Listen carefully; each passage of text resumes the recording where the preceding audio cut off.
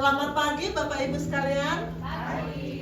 Saya mendengar 5.000 orang menyaut. Selamat pagi semuanya. Pagi. Apa kabar? Luar biasa.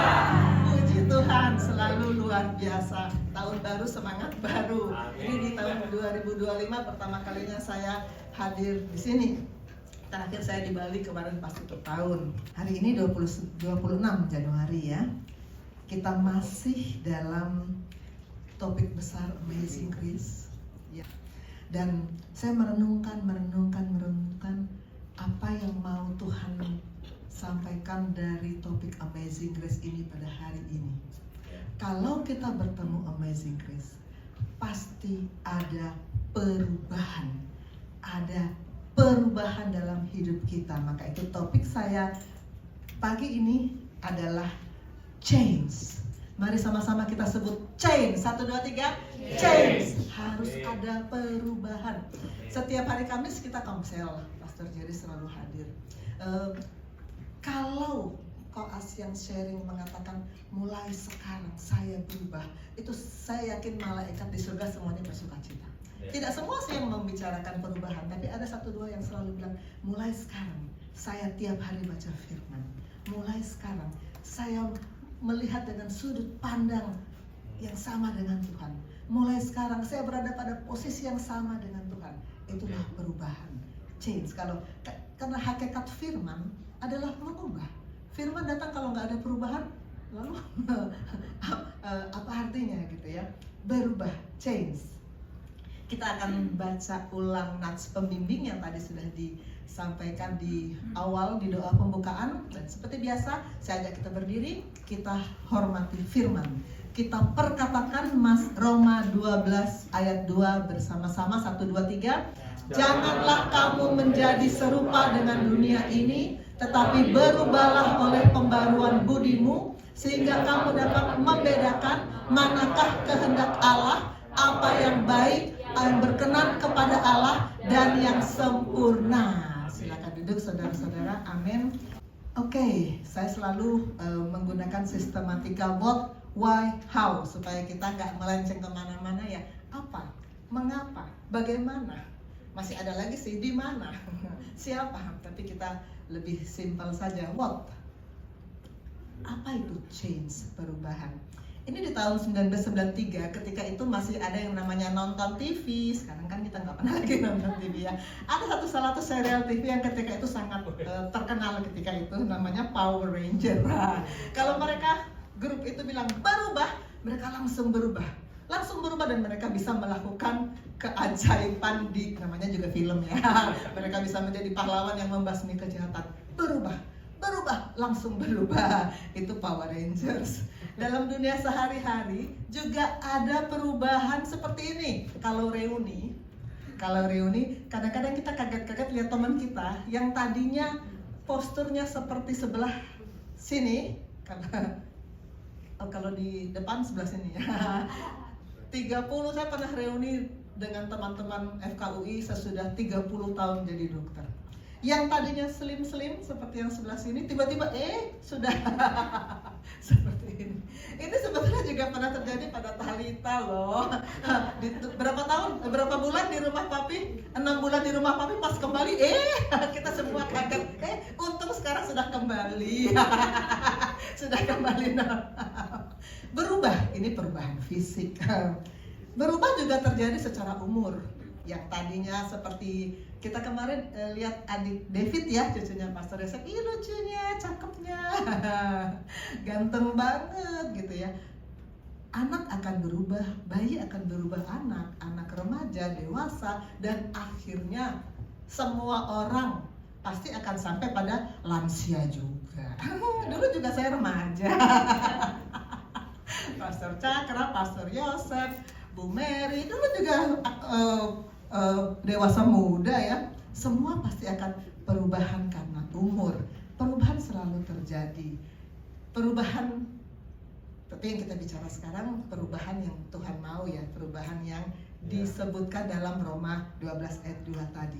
Kita lihat dulu perubahan yang terjadi pada beberapa tokoh di firman. Yang paling saya kira semua orang pasti tahu adalah ini. Abram jadi Abraham. Semua saya kira tahu nih cerita ini. Terus kecuali kalau nggak pernah sekolah minggu. Siapa dari murid-murid saya yang nggak pernah sekolah minggu? Ada yang mau ngaku? Kalau ngaku pernah sekolah minggu, terus saya tanya-tanya loh. Asik. Bukan ujian kedokteran, tapi ujian sekolah minggu. Abram menjadi Abraham. Kita baca, nggak usah baca, gini supaya murid-murid saya ini IPD 59 hari ini last point ya, last game. Nomor 2 terakhir. Last apa namanya? Minggu depan masih datang, tapi itu terakhir sebagai koas IPD Koja. Jadi nggak lama lagi kita mungkin akan jarang sekali melihat mereka. Jadi biar sambil kenalan ya. Ada yang bisa ambil dari kakak Susan, ambil. Saya minta ketuanya dulu deh, ketuanya yang ganteng ini, yang tingginya 185, berdiri deh, berdiri. 185 tingginya. Baca Kejadian 12, 1 sampai 4. Saya mulai baca dari Kejadian pasal 12 ayat 1 sampai 4. Ayat pertama, berfirmanlah Tuhan kepada Abram, pergilah dari negerimu dan dari sanak saudaramu dan dari rumah bapamu ini ke negeri yang akan kutunjukkan kepadamu. Ayat kedua, aku akan membuat engkau menjadi bangsa yang besar dan memberkati engkau serta membuat namamu masyhur dan engkau akan menjadi berkat.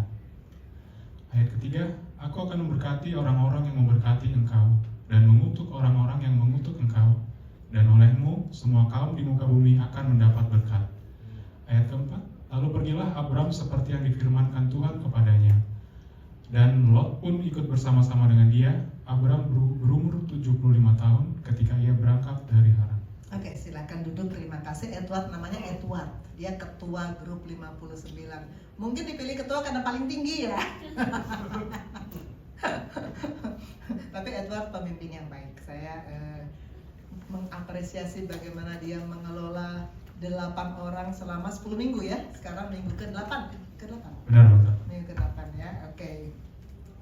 Ini semua saya kira kita tahu cerita ini, bagaimana Abraham dipanggil oleh Tuhan. Ini peta perjalanan Abraham. Ini Ur Kasdim, tempat Abraham. Kelihatan nggak ya kursornya? Kelihatan ya. Tempat Abraham hidup tadinya. Ur Kasdim itu negara makmur. Di masa itu negara maju. Abraham itu di masa itu keluarganya keluarga mampu, keluarga kaya. Hidupnya enak. Jadi bukan karena dia mau memperbaiki nasib dia lalu mengembara, bukan. Dia sudah hidup enak, tapi Tuhan panggil dia. Dan cakepnya dia langsung mau. Walaupun dia ketika itu mungkin Abraham itu ikut komsel di mana? Belum ada komsel tepat saat itu ya. Bapak rohaninya siapa? Saya nggak tahu. Apa ada bapak rohaninya? Kayaknya nggak ada ya. Tapi dia mendengar firman langsung mau respon. Luar biasa. Ketika itu dia langsung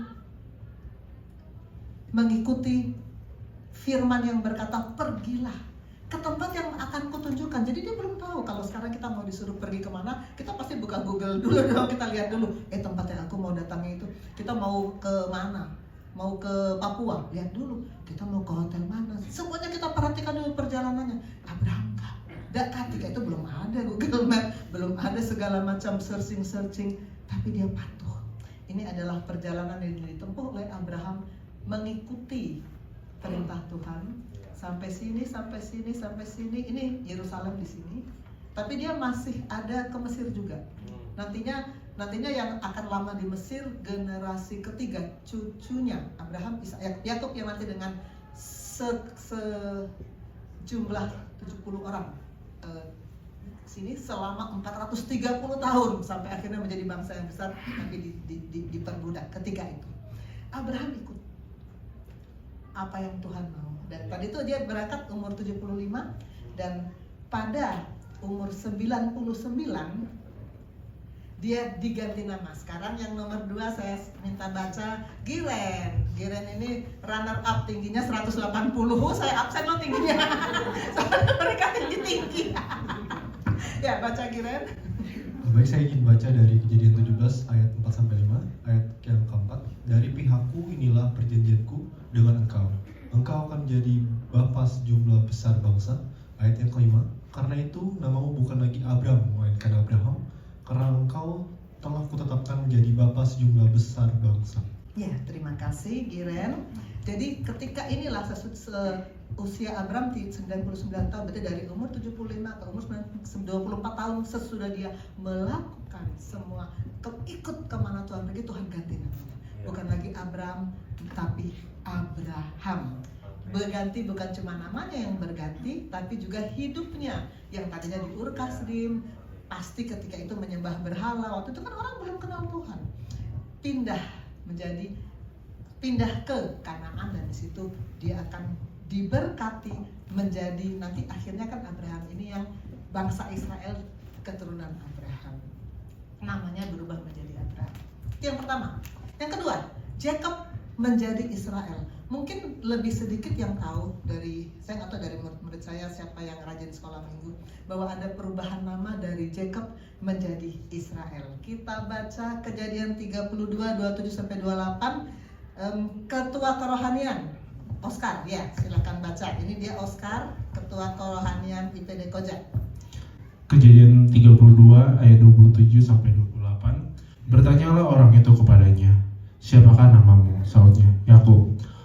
Lalu kata orang itu, namamu tidak akan disebutkan lagi Yakub, tetapi Israel, sebab engkau telah bergumul melawan Allah dan manusia, dan engkau menang. Oke, mungkin yang tidak biasa membaca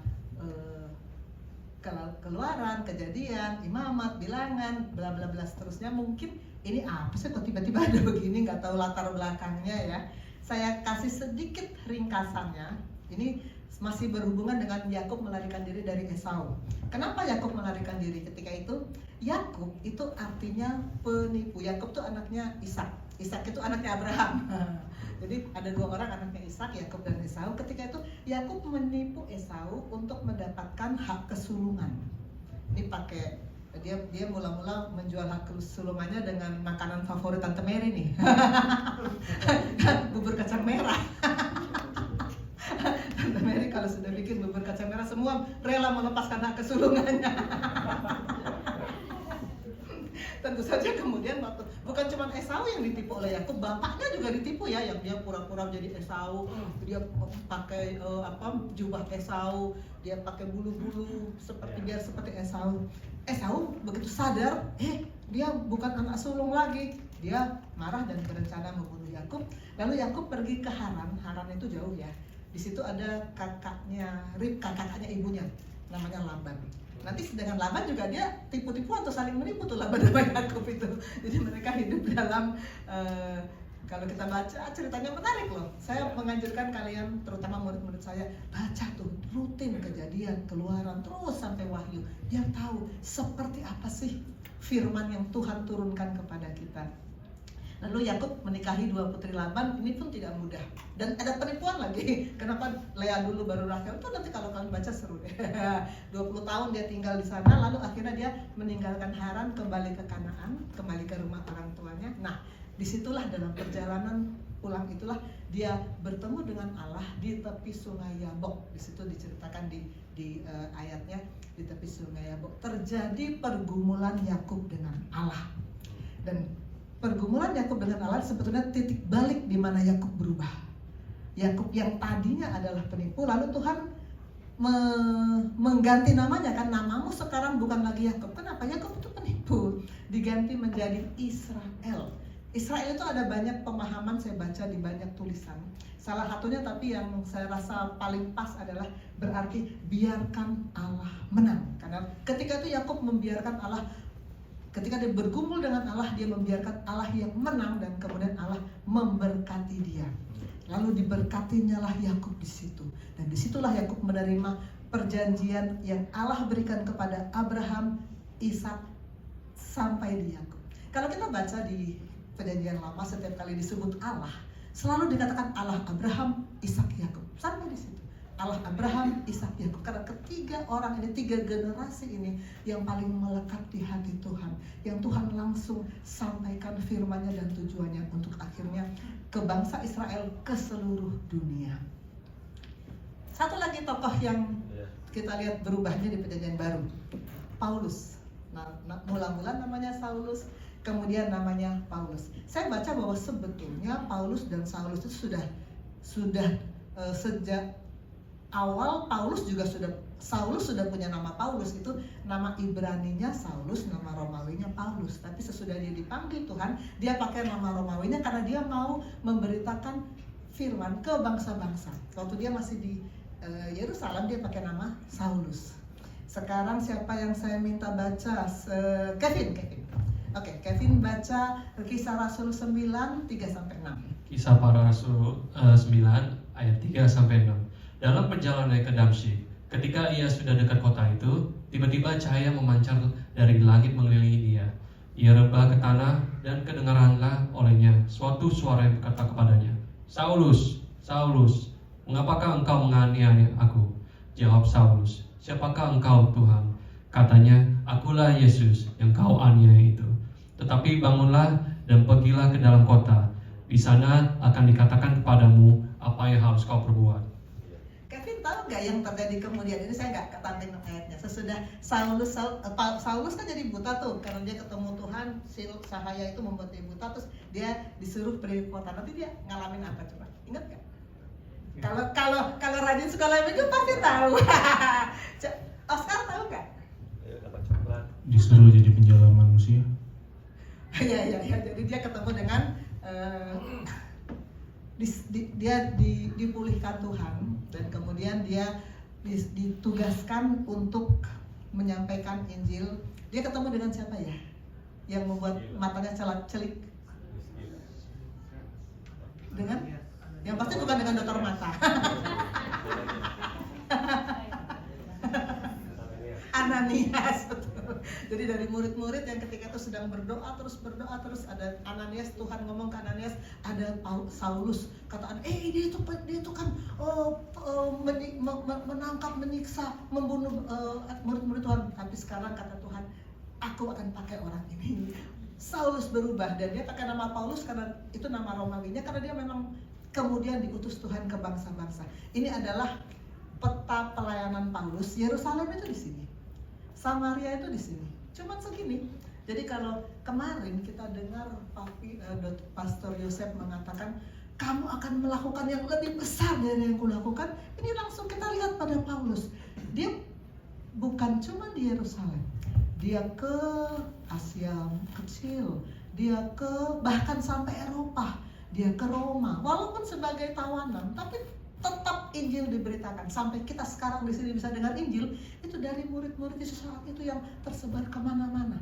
Roma, Tesalonika, Filipi, Korintus. Ketika itu namanya nama-nama ini sekarang yang masih sama paling Roma ya, yang lain sudah berubah ya. Ada Galatia, ada Paulus ke sini ke Asia kecil dan ke Eropa. Pelayanan Paulus luar biasa. Sesudah dia diubah oleh Tuhan, itu change, itu perubahan. Ini yang Pastor Yosef bilang kemarin. Aku berkata kepadamu, sesungguhnya di Yohanes 4 ayat 12, barang siapa percaya kepadaku, tentu percaya ini artinya mempercayakan hidup, bukan sekedar percaya seperti setan percaya ya. Ia akan melakukan pekerjaan yang aku lakukan, bahkan pekerjaan yang lebih besar dari itu. Ini kemarin kan poin yang saya sharingkan waktu komsel. Karena ini bicara banget pada saya, oh ya kita melakukan yang lebih besar karena kita Pastor Yosef sekarang di Bali. Tahun lalu dia ke Faroe Island. Sebelum pandemi, saya, Pastor Debbie, Pastor Yosef, Pastor Jerry selalu bergantian ke Ambon Masohi. Kita melakukan pekerjaan yang memang Tuhan bilang lebih besar daripada sekedar hanya di Yerusalem. Karena apa? Roh Kudus sudah turun. Ketika Tuhan sudah naik ke surga, sebab aku pergi kepada Bapa, implikasinya apa? Roh Kudus turun ke dalam kita semua. Maka kita bergerak bersama-sama dengan Tuhan. Amin. Nah, sekarang kita kembali ke topik change. Kita sekarang akan baca Roma 12 ayat 1 dan 2. Hanya 2 ayat. Kita baca bersama-sama aja ya, karena hanya 2 ayat. Persembahan yang benar itu judul perikopnya. 1, 2, 3.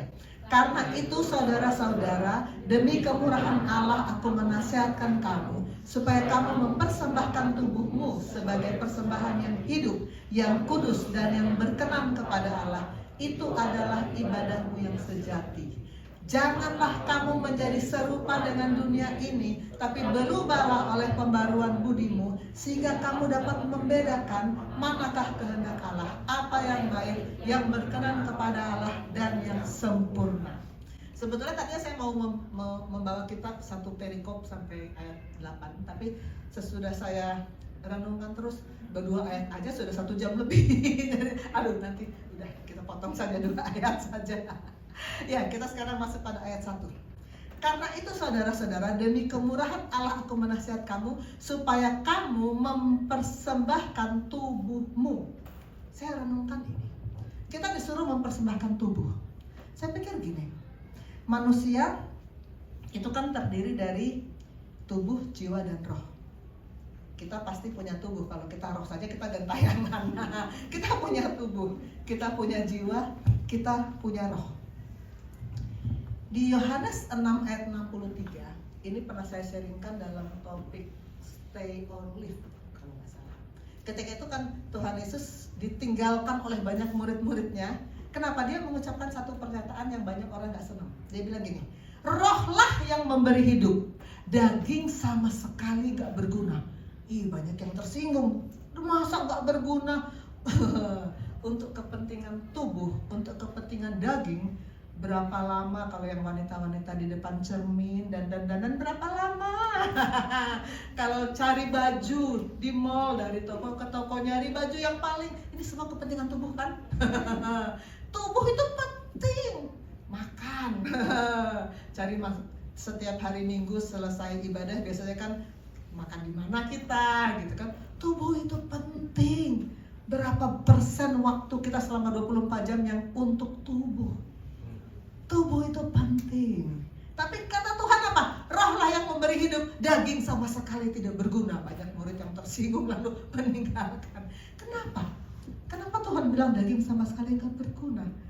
Dia sedang bicara soal kekekalan. Di kekekalan, daging memang sama sekali gak berguna. Mana ada daging yang masuk surga? Edward yang ganteng ini kalau nanti kamu dikasih gelar, semua kita pada saatnya pasti dikasih gelar ALM, pasti almarhum, pasti pada saatnya. Kalau nanti kamu dapat gelar almarhum itu, kegantenganmu, tubuhmu pasti akan ditinggalkan. Gelarmu yang bejibun-jibun pasti akan ditinggalkan. Makanya kata Tuhan, untuk sorga, untuk kekekalan, daging sama sekali nggak berguna. Rohlah yang memberi hidup. Ini semua 8 orang IPD 59. Saya karena mereka terakhir ya, supaya lebih kita kenal. Ini saya random saja, yang saya panggil Giren maju. maju. Tenang aja, nggak bakal ditanya patofisiologi penyakit, nggak akan. Kenapa Giren saya suruh maju? Giren ini favoritnya suster loh. Kalau suster kalau kita visit suster lihat Giren, dokter kok bagus-bagus.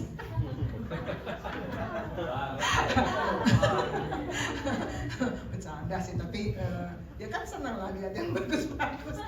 Oscar, maju. Oscar ini koordinator rohani. Hanya di IPD Koja lo ada koordinator rohani. Di stase lain emang ada Edward, koordinator rohani gak ada. Mana ada yang peduli kehidupan rohani di stase lain. Oke, sekarang kamu Oscar, lihat Giren. Kalau orang tanya Giren itu seperti apa, kamu akan bilang apa? Tinggi dong. Tinggi ya.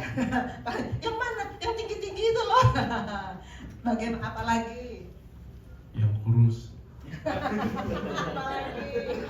Yang ganteng. Semua yang kamu ini sering dijadikan ilustrasi oleh Pastorio setiap permodulan. Jadi saya ini sebetulnya lagi nyontek ilustrasi Pastorio untuk yang semua yang dilukiskan oleh Oscar terhadap Giren itu semua penampilan tubuh. Itu semua tubuh. Coba lihat kanan kiri kalian. Lihat di kanan, lihat di kiri. Itu tubuh ya. Nggak ada yang gentayangan kan? Nggak ada. Semua yang kita lihat itu tubuh. Semua yang kita lihat adalah tubuh, nggak ada yang gentayangan. Tubuh. Yang kita kesan pertama tentu kita lihat tubuh. Nah sekarang, di dalam tubuh ada jiwa. Kalau kamu mau tahu jiwanya Giren, apa yang kamu lakukan? Bertanya sama Giren. Bertanya, betul sekali. Persis itu juga ada di pikiran saya. Kalau saya mau tahu, salah satu aspek di kejiwaan adalah kepandaian. Kalau saya mau tahu dia pandai apa enggak, saya tanya aja sama dia. Saya tanya ilmu kedokteran sama dia, saya tanya. Dan saya bukan memuji, tapi memang Giren adalah salah seorang koas yang kalau ditanya cepat menjawab, dan kalau disuruh bertanya rajin bertanya. Koas itu kalau disuruh bertanya banyak yang lalu diam 1000 bahasa.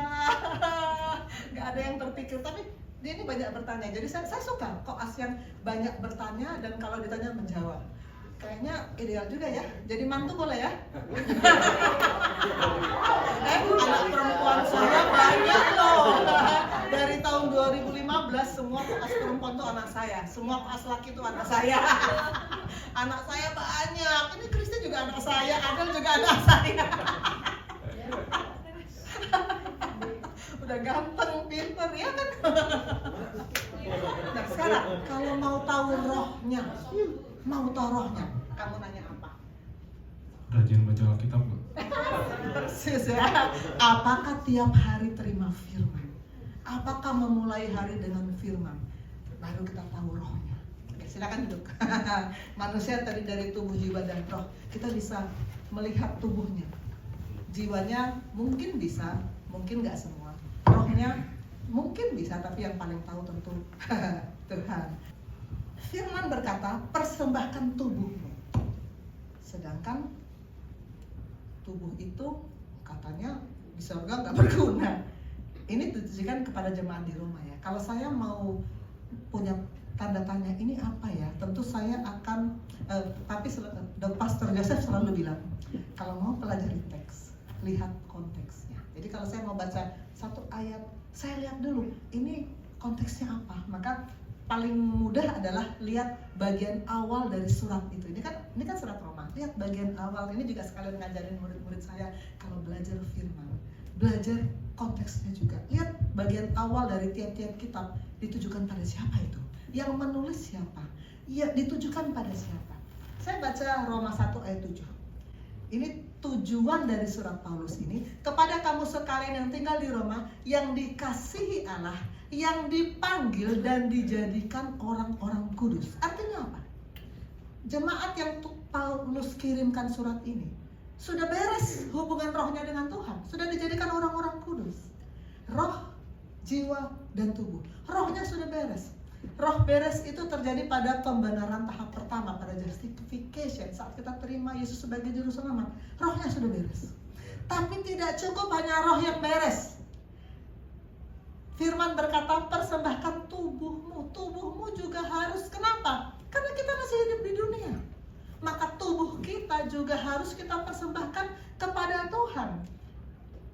Persembahan yang bagaimana? Tubuh kita ini harus menjadi persembahan yang bagaimana? Yang hidup, yang kudus, dan yang berkenan. Persembahan yang hidup. Allah mau kita mempersembahkan tubuh kita sebagai persembahan yang hidup. Selagi hidup, buat sesuatu untuk Tuhan. Selagi hidup. Ini Pastor Yosef sering mengutip Pengkhotbah 9 ayat 4. Tapi siapa yang termasuk orang hidup mempunyai harapan, karena anjing yang hidup lebih baik daripada singa yang mati. Anjing dengan singa lebih perkasa siapa? Singa pasti. Singa raja hutan. Tapi kalau singa itu mati, nggak ada gunanya. Mendingan anjing tapi hidup, gitu katanya ya. Selagi hidup, lakukan sesuatu. Kan masih muda-muda, anak-anak saya IPD 59, masa depan masih panjang. Buat sesuatu untuk Tuhan, mumpung masih hidup. Persembahkan tubuhmu, mumpung masih hidup. Nanti kalau sudah sakit-sakitan, Pastor Yosef pada cerita temannya yang sudah stroke itu ya, untuk di tempat tidur saja, untuk bilang haleluya aja susah.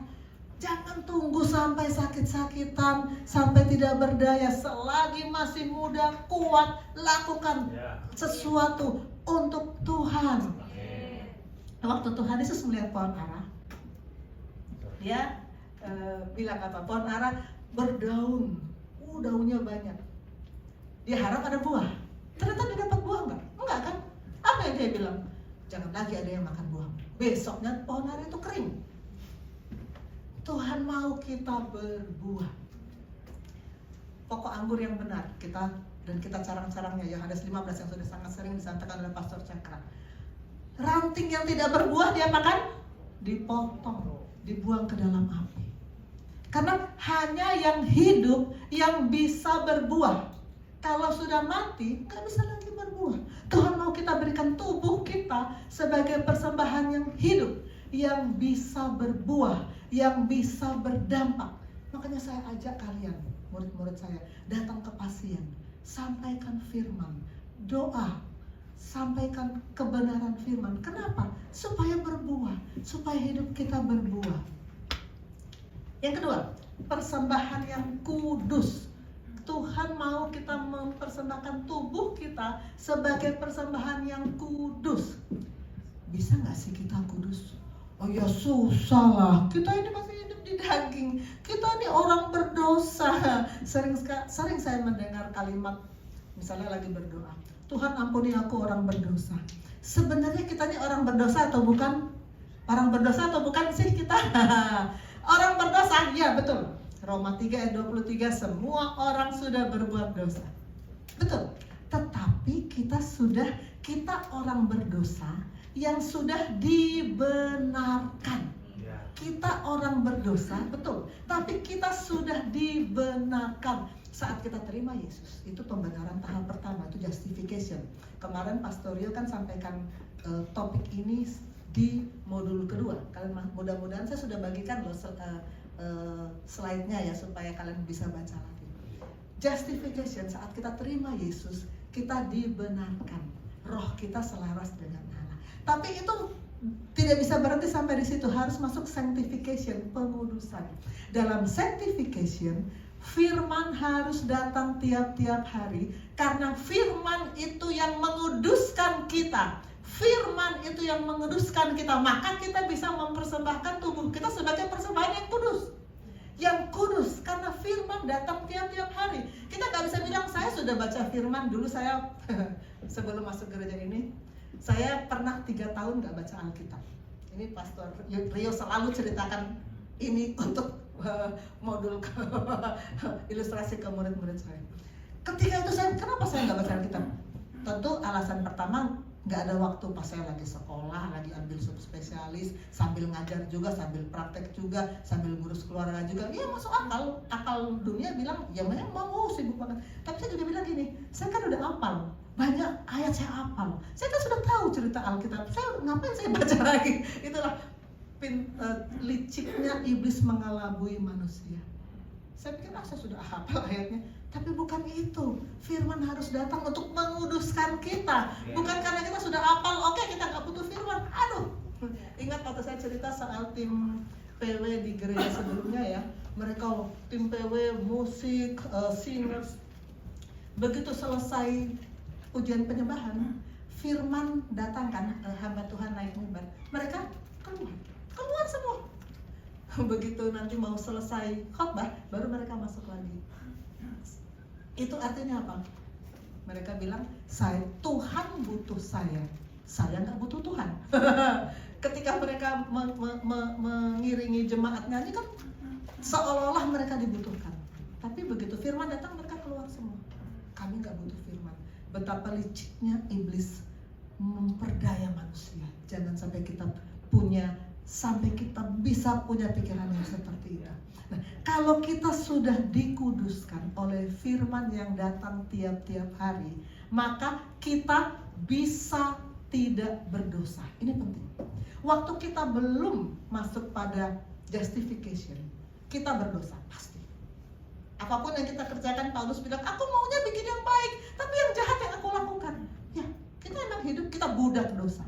Tapi sesudah kita masuk pada sanctification, tiap-tiap hari dikuduskan oleh firman, kita bisa tidak berdosa. Nah, itu yang Tuhan mau.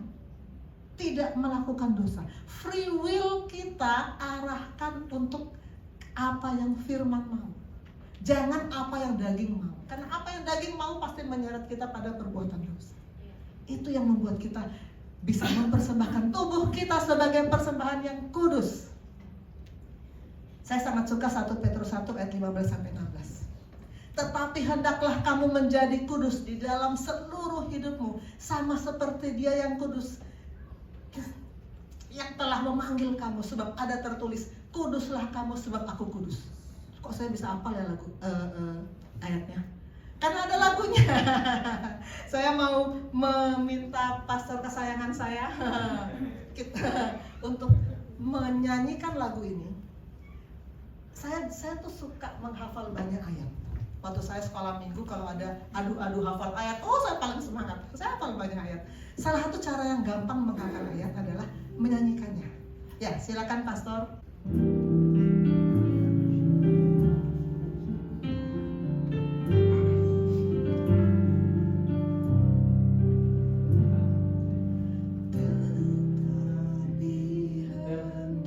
Kelak kamu menjadi kudus di dalam seluruh hidupmu, seperti Dia yang kudus, yang telah memanggil kamu. Sebab ada tertulis, kuduslah kamu. Sebab ada tertulis, sebab aku kudus. Gampang ya. Kakak Samuel, saya minta ikut bantu menyanyikan lagu ini. Boleh maju ke depan. Kita berdiri yuk, kita menyanyikan lagu ini bersama-sama. Lagu ini gampang sekali. Mungkin ada yang sudah tahu.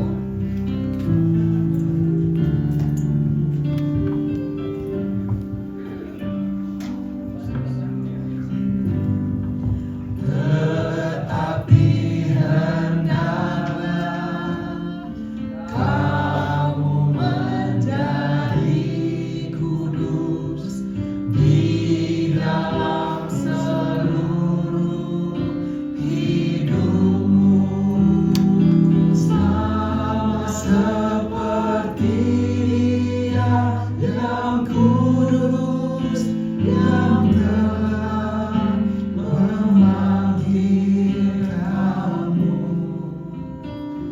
Sebab ada tertulis, kuduslah kamu.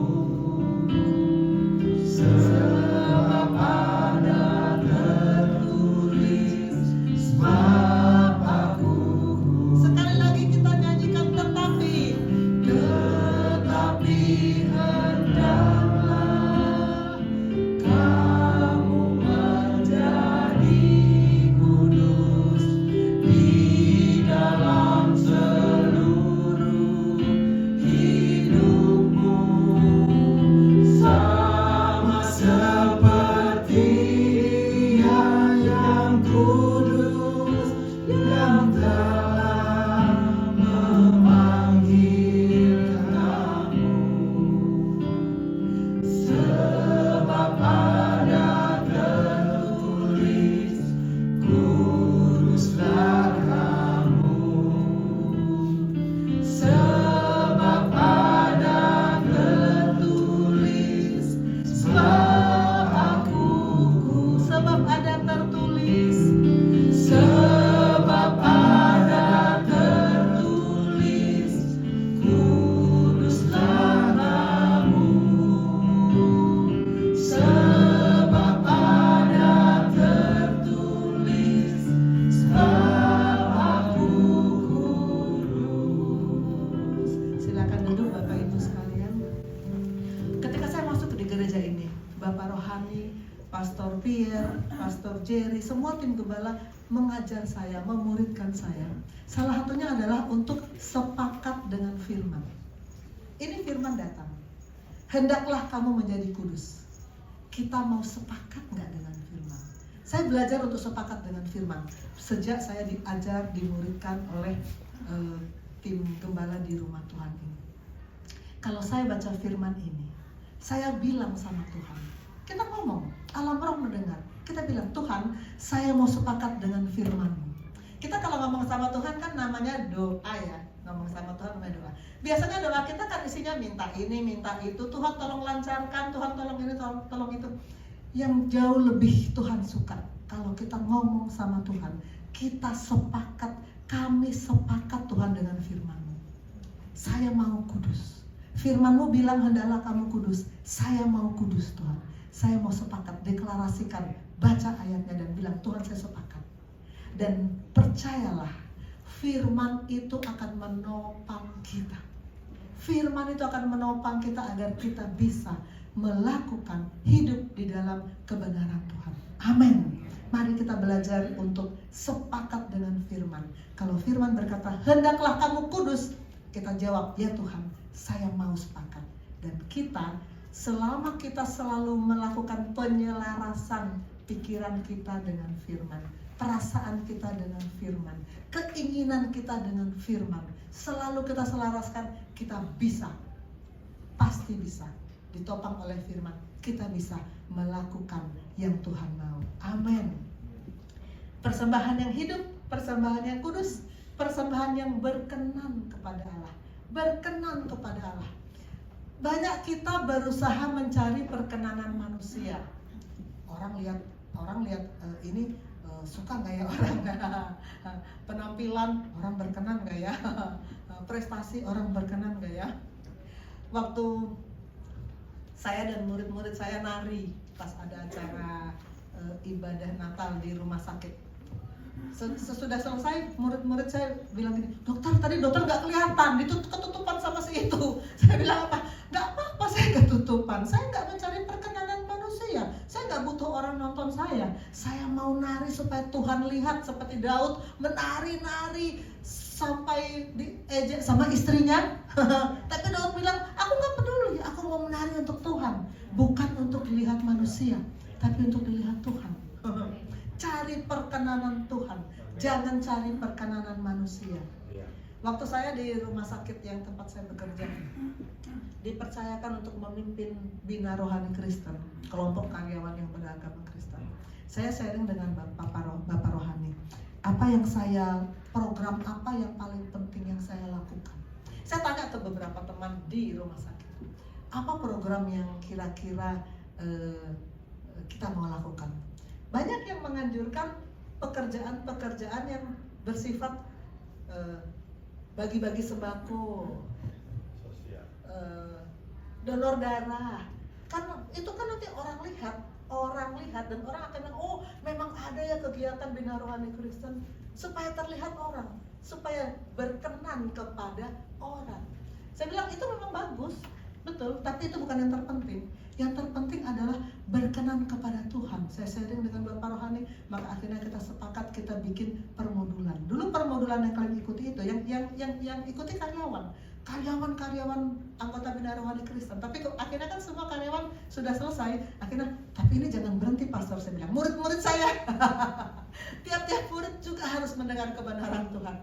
Karena ini saya percaya, ini yang Tuhan mau, ini yang berkenan kepada Tuhan. Kalau kita bicara firman, dan firman itu bisa membangun orang lain untuk bisa menjadi Allah di tangan Tuhan dan mencapai tujuan Tuhan. Amin. Cari perkenanan Tuhan. Persembahkan hidupmu, persembahkan tubuhmu untuk menjadi persembahan yang berkenan kepada Allah. Itu adalah ibadah yang sejati. Ayat 1 ini ditutup dengan kata-kata, itu adalah ibadahmu yang sejati. Jadi kalau kita mempersembahkan tubuh kita sebagai persembahan yang hidup, persembahan yang kudus, persembahan yang berkenan kepada Allah, itu adalah ibadah yang sejati. Ibadah yang sejati bukan 2 jam, 3 jam di gereja, lalu kalau ada khotbah dari pendeta, amin, amin, amin, amin. Bukan hanya itu. Merespon amin, amin, betul, bagus. Tapi bukan cuma itu. Apakah Senin, Selasa, Rabu, Kamis, Jumat, Sabtunya kita mempersembahkan tubuh kita sebagai persembahan yang hidup, yang kudus, yang berkenan kepada Allah. Itu ibadah yang sejati. Kita melakukan firman, itu ibadah yang sejati. Ini ada lagu. Saya panggil Talita, anak kesayangan saya, maju nak. Ini lagu ini pertama kali saya dengar kakak Priska yang membawakan sebagai WL, dan kata-kata lagu ini buat saya bagus dan sangat memotivasi saya. Kalau kita mau sungguh-sungguh beribadah kepada Tuhan, bukan apa yang kita lakukan 2 jam di sini saja yang Tuhan mau, tapi kehidupan kita yang real dalam sepanjang hari-hari kita. Oke, Talita, nyanyikan lagu ini saya. Memujimu lewat suaraku, terasa cukup bagiku.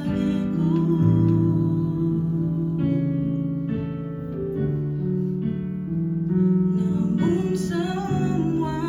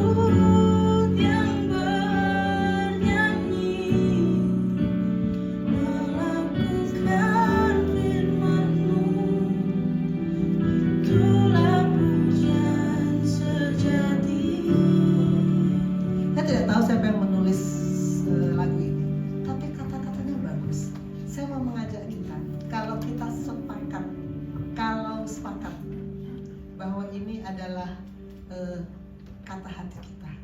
Kita tidak cukup hanya memuji Tuhan selama 2 jam di sini. Kita nggak cukup hanya aser, multimedia, amin kalau ada firman.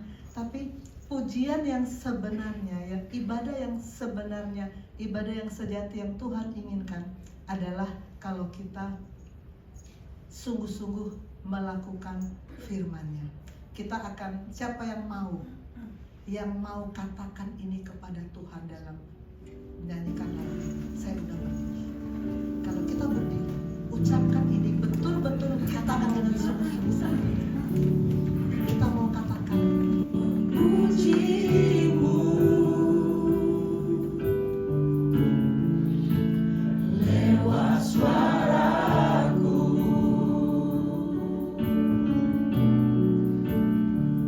terasa cukup bagiku.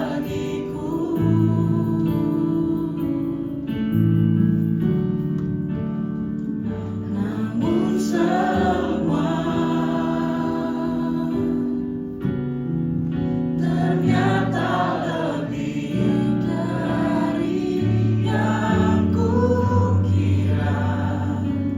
Ku hanya peduli dirimu.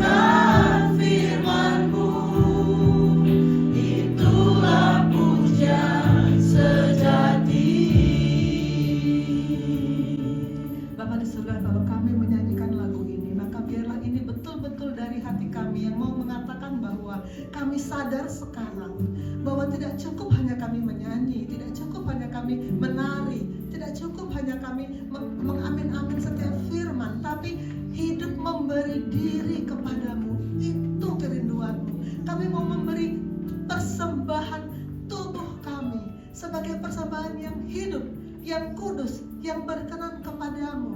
Kami mau mempersembahkan roh kami untuk sungguh-sungguh menyatu dengan rohmu dan sungguh-sungguh terhubung tiap-tiap hari dengan rohmu.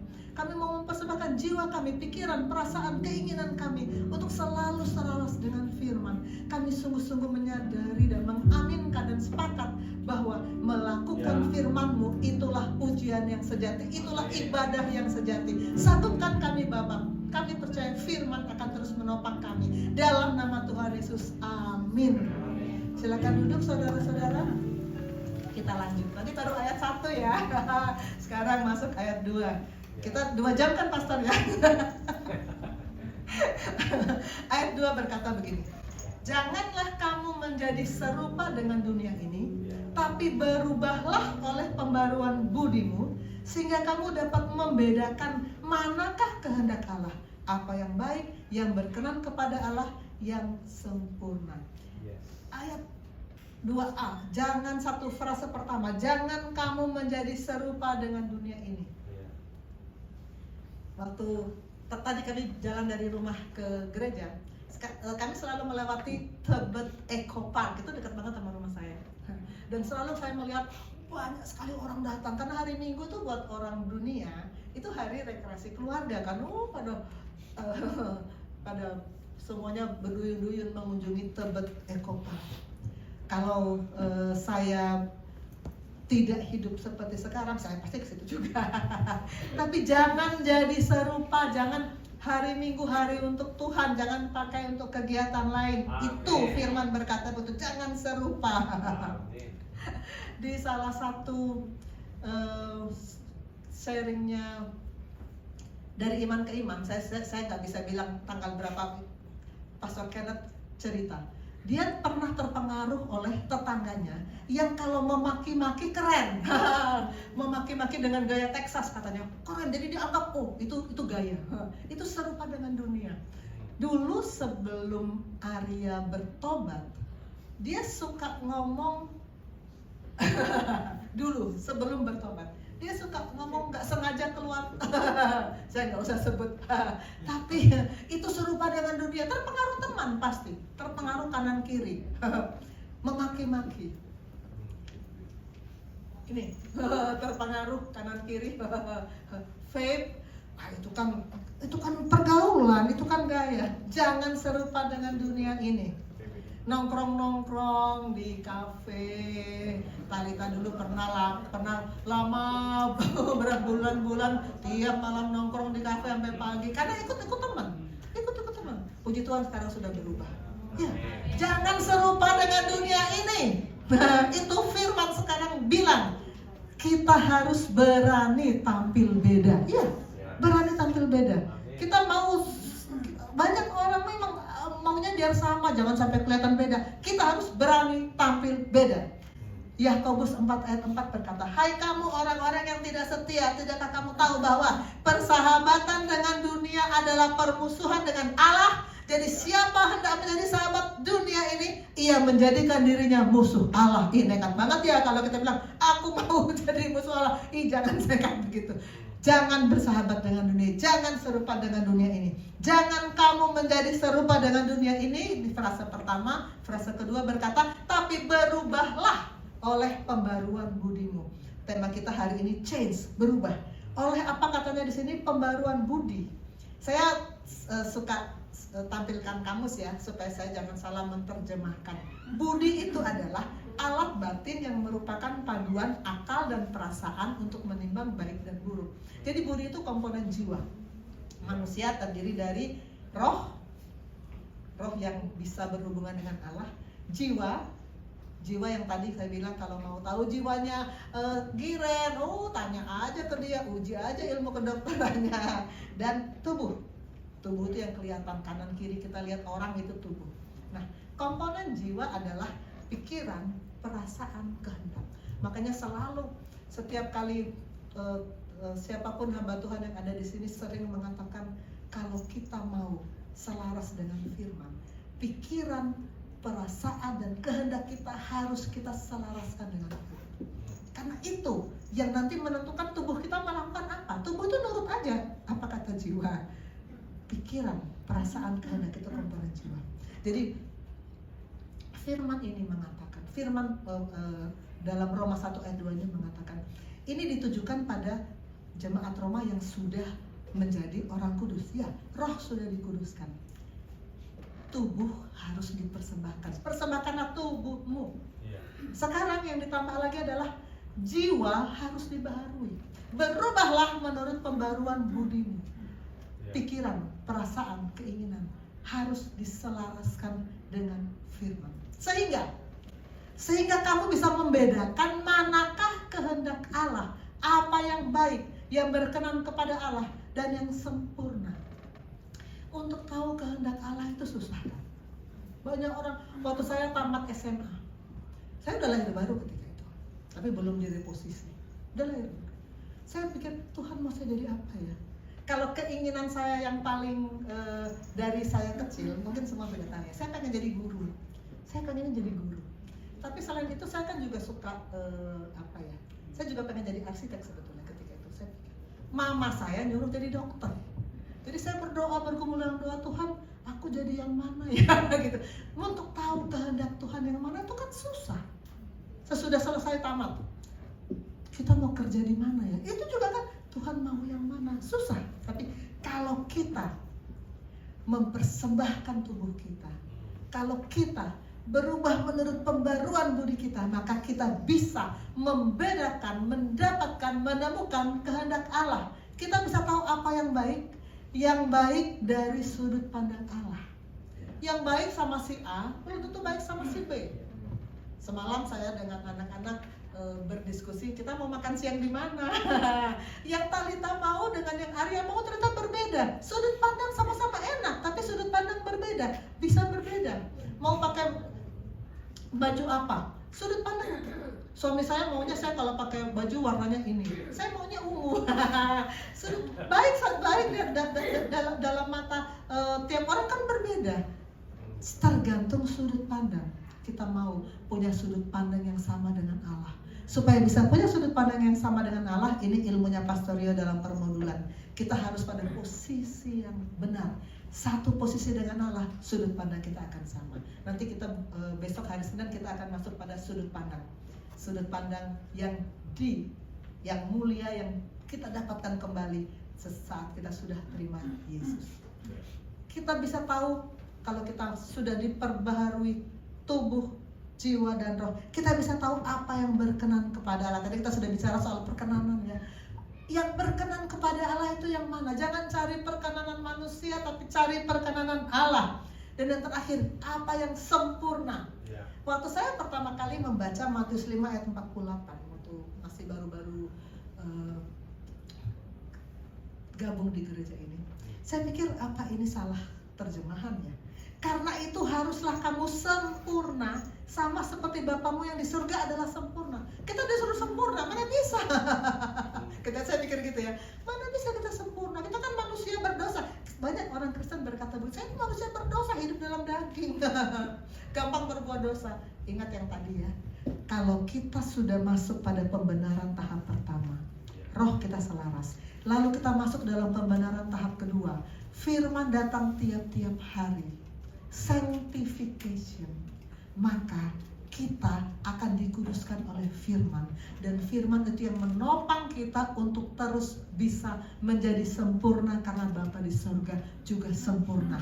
Amin. Tadi what, sekarang why. Kenapa sih? Kenapa kita harus berubah? Sebetulnya jawabnya sudah ada di Roma 12 ayat 2 ini. Berubahlah itu kata perintah. Berubahlah itu kata perintah. Perintah Allah. Udah. Perintah patuh. Nggak ada kata-kata begini, kalau bisa berubah ya, kalau lingkungan memungkinkan, kalau guru mendukung, kalau fasilitas mendukung berubah, kalau enggak ya sudah seadanya aja. Enggak ya, berubahlah perintah Allah. Karena ini perintah Allah, kita patuh, kita hamba kan?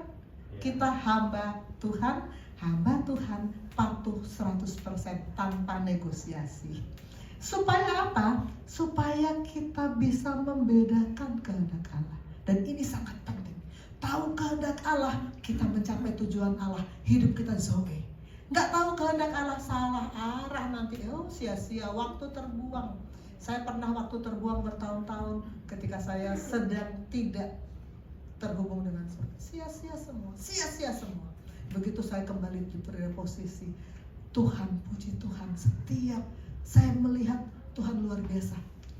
Saya hanya bisa bilang luar biasa apa yang Tuhan lakukan pada saya, dan saya yakin semua kita juga mengalami hal yang sama. Selama kita terhubung dengan Tuhan, kita mencapai tujuan Tuhan. Amin. Kita masuk dalam how. Ini singkat saja. Sudah mau 1 jam ya. Untuk bisa berubah, harus bertobat dan berbalik. Kita lihat si Little Leo ini, dia berubah arah dari ngadep sana ke ngadep sana. Harus ada berbaliknya. Bertobat, inilah yang bisa membuat berubah.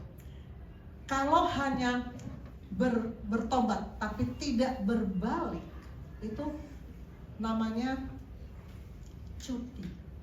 Cuti. Bertobat itu bukan sekedar cuti berbuat dosa. Bertobat itu bukan sekedar cuti berbuat dosa. Kalau hanya bilang saya bertobat tapi tidak berbalik, itu cuti. Ada orang biasa berbohong. Saat dia terima Yesus, dia bertobat, ya, repent, saya bertobat, nggak berbohong lagi. Tapi beberapa waktu nanti datang masalah, bohong juga lagi. Lalu sesudah itu menyesal lagi, dikasih tahu sama Bapak Gembala atau sama siapa, menyesal, bertobat lagi. Bertobat, lakukan lagi. Bertobat, lakukan lagi. Bertobat, lakukan lagi. Seperti apa? Itu namanya cuti. Yang Tuhan mau bertobat berbalik, kalau berbalik itu nggak lakukan lagi. Kalau bertobat masih lakukan lagi, itu namanya cuti berbuat dosa. Ada orang suka marah, hobi marah. Waktu terima Yesus, bertobat, ya dia nggak marah lagi. Tapi begitu nanti ada masalah yang bikin marahnya datang lagi. Habis itu bertobat lagi. Kan Tuhan Maha Pengampun. Kalau sekarang saya jatuh, nanti kan saya minta ampun, diampuni. Iya, dunia bilang naik turun itu biasa, maju mundur itu biasa, apalagi yang cantik, maju mundur cantik, biasa itu dunia. Jatuh bangun itu biasa, ada lagu dangdutnya, jatuh bangun. Kata dunia biasa. Tapi firman bilang apa, saya sering kutip ayat ini, Galatia 6 ayat 7 berkata, jangan sesat, kecil ya, tapi Galatia 6 ayat 7 catat saja. Jangan sesat, Allah tidak membiarkan dirinya dipermainkan. Kalau kita bertobat, kita harus berbalik biar jangan mengulangi dosa yang sama. Kalau masih diulang lagi, itu namanya masih dalam dosa. Jangan sesat, Allah tidak membiarkan dirinya dipermainkan. Apa yang ditabur orang, itu juga akan dituai.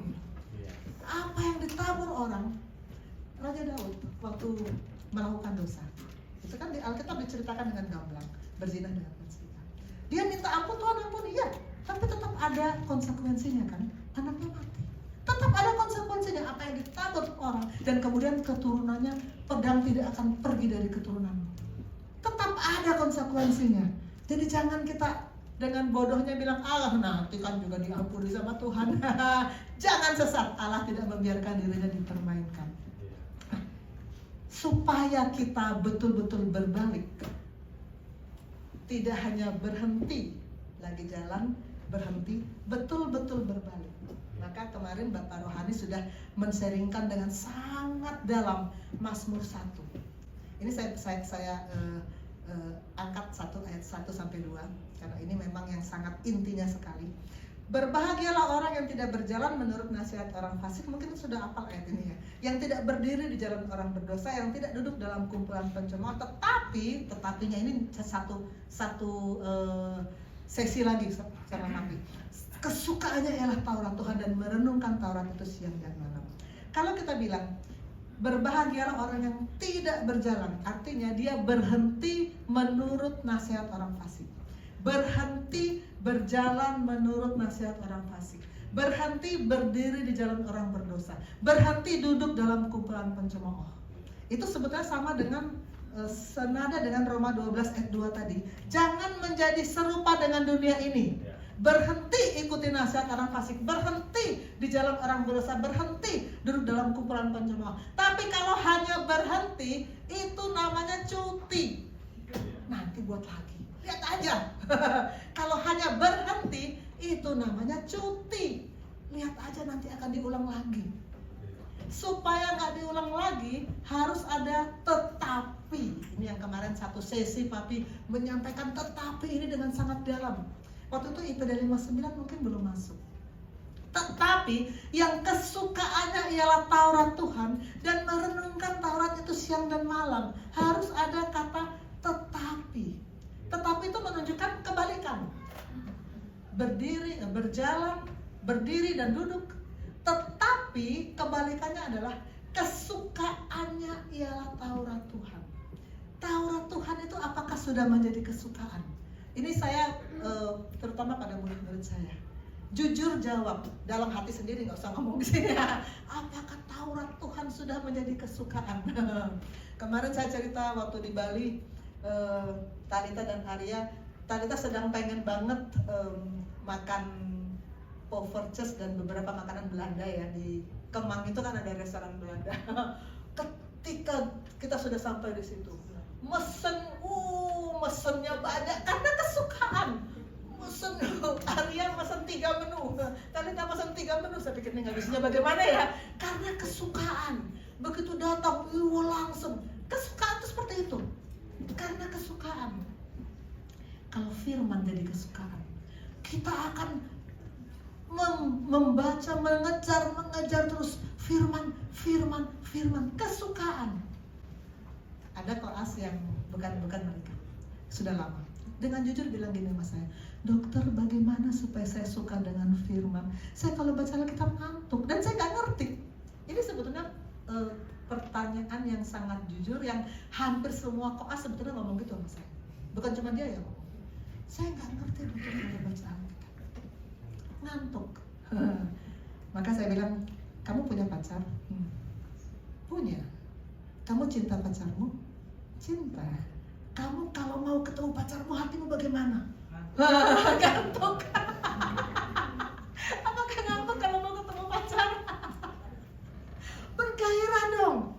Sama firman juga harus begitu. Kalau kita bilang saya cinta Yesus, ketemu firman, Yesus kan firman.